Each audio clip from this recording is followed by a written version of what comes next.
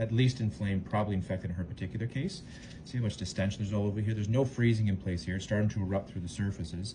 You can see these points where there's been communication or puncta before. So we're gonna have to try and freeze this. Now again, when it's inflamed and infected like this, the freezing doesn't take as well, so we're gonna be spraying some topical on. And then we're gonna try to inject some just underneath the surface so that when we incise, at least that part is actually frozen.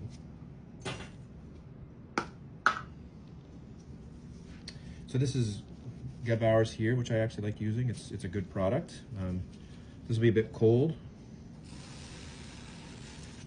You okay? Yeah. So where this is somewhat helpful, if you're just doing a very, very superficial procedure, it can be beneficial. The problem here is, as soon as we have to actually incise, this will essentially just take away a little bit of discomfort when you're incising. But when you're going to that level, you really have to add local anesthetic as well.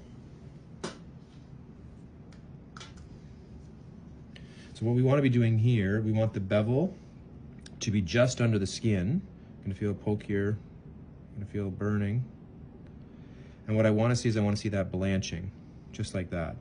Because what you want to try and avoid is you don't want to get into the cyst capsule itself, because if you distend that, you can obviously see how much pressure this is under. You okay? Yep.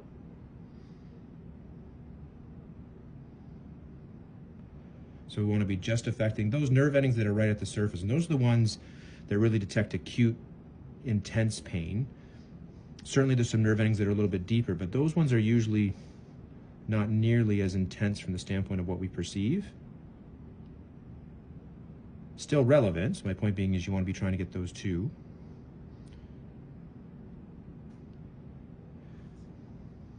So you can see here how that's weeping on the side. So that means we've gone into the capsule just a little bit. So I'm going to try to do a little bit deeper. So you'll probably see on the sides when I do that. You okay? Mm-hmm. It's not too bad actually. There, you can see that's draining a bit.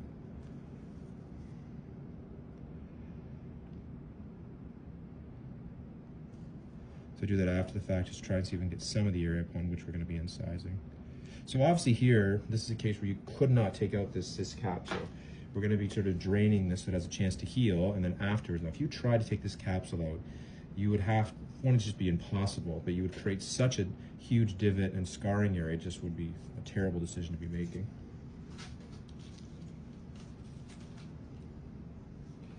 So this is our number 11 blade. So the other thing I'd tell you too is, sometimes residents and people watching this stuff will comment that when you have lots of drainage like this, you get a basin instead. The problem you get with basins is there's not always a specific draining plane. So this can go all over the place, and it's hard to use that in theory.